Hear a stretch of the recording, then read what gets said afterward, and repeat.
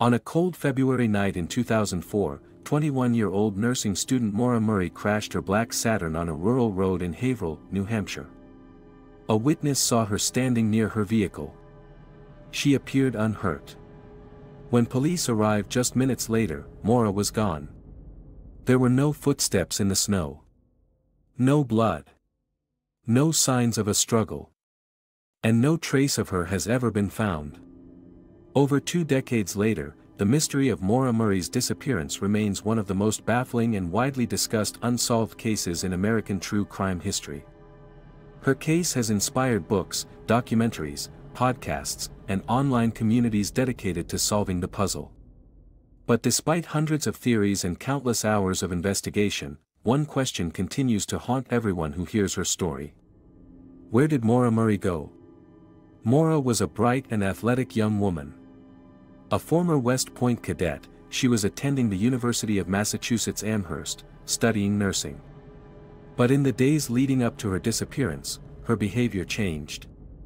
On February 5, 2004, she broke down at work, where she had a campus job as a security guard, after receiving a phone call that has never been fully explained.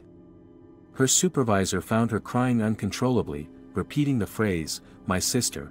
When asked what was wrong, she only shook her head and said, "I don't want to talk about it." 3 days later, on Monday, February 9, Maura emailed her professors to say there had been a death in the family and she would be out for a few days. That was a lie, no one had died. She packed her belongings, withdrew $280 from an ATM, bought alcohol at a nearby liquor store, and emailed her boyfriend with a vague message, "I love you more than anyone else in the world. I'm sorry I'm such a disappointment." Later that afternoon, Maura began driving north on Interstate 91, toward the White Mountains of New Hampshire. No one knows exactly why. She didn't tell her friends. She didn't tell her family. She didn't book a hotel. It appeared she was leaving without saying goodbye.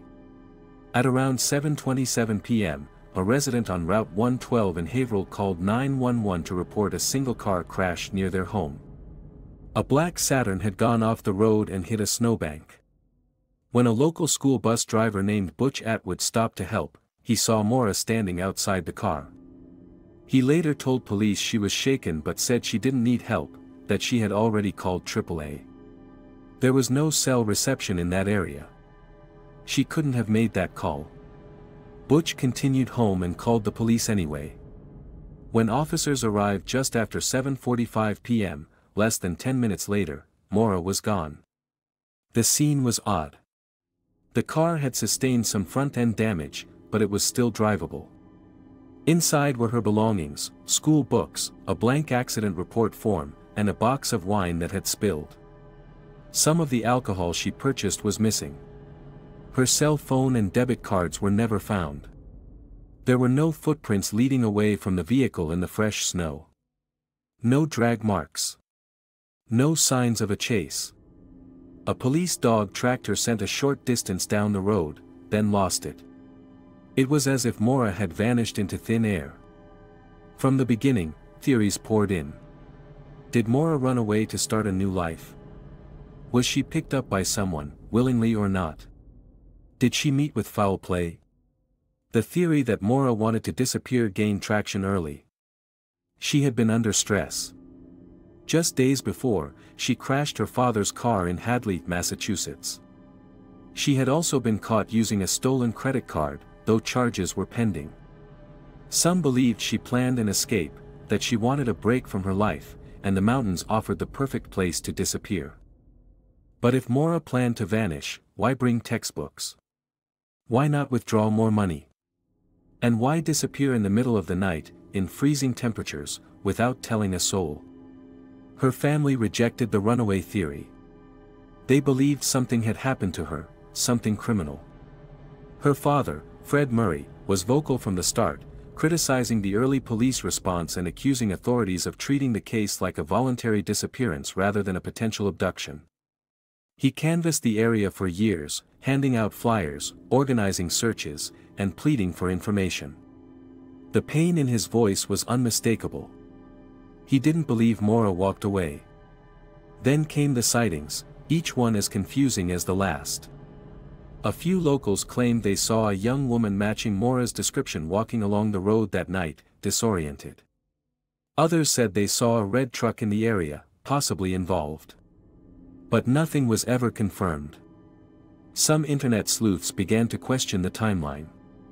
They pointed out inconsistencies in police reports, gaps in surveillance footage, and strange behavior by some of Maura's acquaintances. One theory suggests she may have met someone online and arranged to meet them, a plan that went horribly wrong. Another posits she was intoxicated, tried to flee the crash scene to avoid legal trouble, and succumbed to the cold. But if that were the case, why wasn't her body found?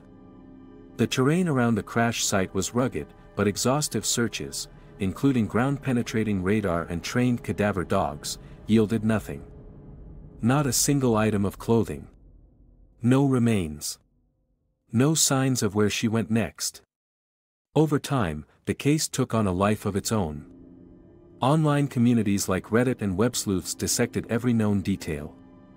Documentaries like The Disappearance of Maura Murray and podcast episodes from Missing Maura Murray reignited public interest. But with visibility came misinformation. Theories became more extreme, some bordering on conspiracy. A few even accused members of her family of hiding the truth, a claim that deeply hurt those who loved her.